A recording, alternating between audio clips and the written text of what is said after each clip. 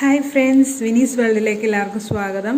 ഈ ചാനൽ ആരെങ്കിലും സബ്സ്ക്രൈബ് ചെയ്യാതുണ്ടെങ്കിൽ ഒന്ന് സബ്സ്ക്രൈബ് ചെയ്ത് ബെൽ ബട്ടണും കൂടി എനേബിൾ ചെയ്യണം. എന്നാൽ മാത്രമേ നമ്മൾ ഇടുന്ന എല്ലാ വീഡിയോസിൻ്റെയും നോട്ടിഫിക്കേഷൻ നിങ്ങൾക്ക് ലഭിക്കുകയുള്ളൂ.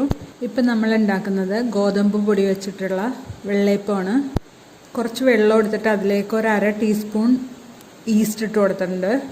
2 ടേബിൾ സ്പൂൺ പഞ്ചസാരയും ഇട്ട് കൊടുത്തിട്ടുണ്ട്.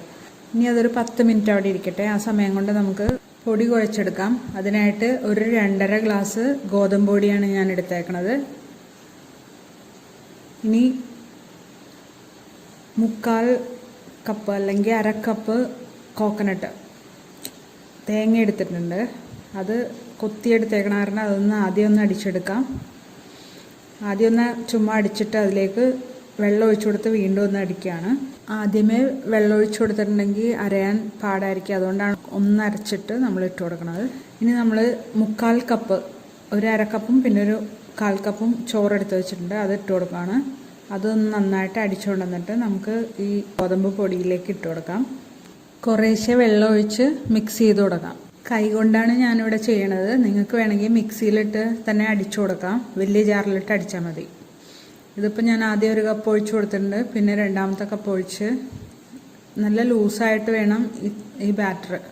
അതുകൊണ്ട് നമ്മൾ എത്ര വെള്ളം വേണോ അത്രയും ഒഴിച്ചു കൊടുക്കുക. ഓരോരുത്തരുടെ പൊടിയുടെ അനുസരിച്ചായിരിക്കും വെള്ളത്തിൻ്റെ അളവും വരണം. ഇതിൽ ചേർക്കണ പഞ്ചസാര മാറ്റിയിട്ടുണ്ടെങ്കിൽ ഷുഗർ പേഷ്യൻസിനും ഇത് ഉപയോഗിക്കാൻ പറ്റും. പഞ്ചസാര ഇടാത്ത കാരണം പൊങ്ങിയിട്ടില്ല എന്നുണ്ടെങ്കിൽ ഒരു 1/4 ടീസ്പൂൺ സോഡാപ്പൊടി കൂടി ഇട്ടിട്ട് ഒരു കുറച്ച് നേരം കൂടി ഒന്ന് വെച്ചിട്ട് ഒരു 1 മണിക്കൂർ വെച്ചിട്ട് ചുട്ടെടുത്താൽ മതി. ഷുഗർ പേഷ്യൻസിനാണ് ഉണ്ടാക്കണമെങ്കിൽ.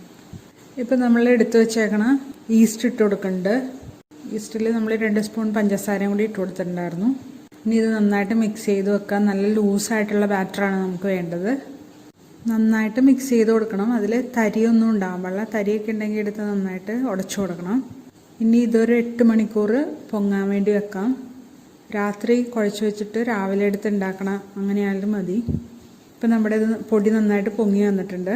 ഇതിലേക്ക് ഉപ്പും കൂടി ചേർത്തിട്ട് ഒരു അപ്പം ഉണ്ടാക്കണ പാത്രം ചൂടാക്കി വെച്ചിട്ട് അതിലേക്ക് ഒഴിച്ചു കൊടുക്കുകയാണ്. നമ്മൾ അപ്പം ഒഴിക്കുന്ന സമയത്ത് നല്ല ഫുൾ ഫ്ലെയിമിലായിരിക്കണം ഉണ്ടാവേണ്ടത്. നല്ല ചൂട് ഉണ്ടെങ്കിൽ മാത്രമാണ് ബബിൾസ് ഇതുപോലെ വരുള്ളൂ. ബബിൾസ് വന്നു കഴിഞ്ഞിട്ടുണ്ടെങ്കിൽ നമുക്കത് കുറച്ച് കൊടുക്കാം. കുറച്ച് വെച്ചാൽ മതി. പിന്നെ അത് അടച്ചു വെച്ച് വേവിക്കാം അവിടെ വരെ. ഇപ്പം ഇതായിട്ടുണ്ട്. നമ്മൾ എടുക്കുകയാണ്. ഇതുപോലെ നമുക്കെല്ലാം ചുട്ടെടുക്കാം. ഇതിപ്പോൾ നിങ്ങൾക്ക് ഇഷ്ടമായിട്ടുണ്ടെന്ന് വിചാരിക്കണം. നിങ്ങൾക്ക് ഇഷ്ടമായെന്നുണ്ടെങ്കിൽ ലൈക്ക് ചെയ്യാനും കമൻറ്റ് ചെയ്യാനും ഷെയർ ചെയ്യാനും മറക്കല്ലേ. സബ്സ്ക്രൈബ് ചെയ്യാത്തവരൊക്കെ ഒന്ന് സബ്സ്ക്രൈബ് ചെയ്യണേ. Thanks for watching.